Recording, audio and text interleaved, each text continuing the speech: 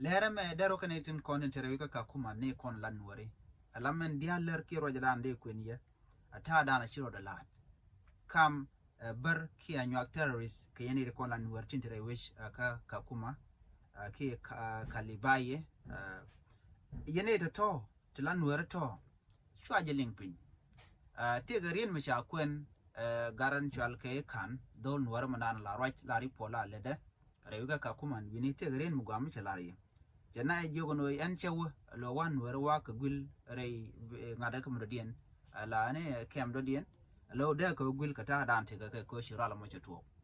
me chuba che rum kane dum wan te jel kel cherum ke turkana ne ki dur ko kienji ko tere kan dur ko kienten mon che ko rodien madgwa skel lo kap kan war kap kan ko jangane don kan war che chu kudien mi shewa chawo chu di godin kwange shu ngar an gwasmo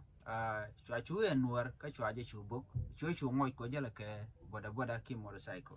ring chiringa je chebun ka kwara kono tere kem ka kan war shega jogo no te ring mutu kan tama ya je wa kuma kon ka police ne me ka wane ti chiren mat ka police ne jel ka ne ke tear gas la ma ndan ma min mi ko nan la bukana ke la yot kana lo misha yadye bo kun ba ka na mo yo biaring biaje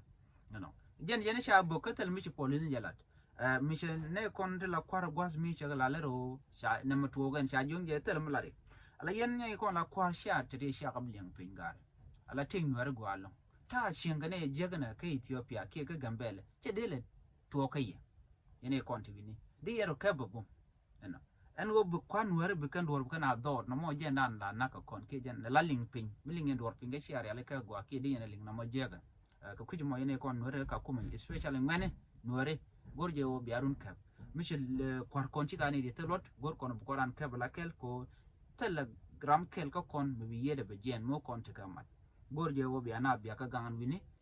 ka kon e ko la ngani bu gon kontiniten binira mat bana ka baran mat kon dial me to kane ka kon war bana je wo kel yen gor no de lar yen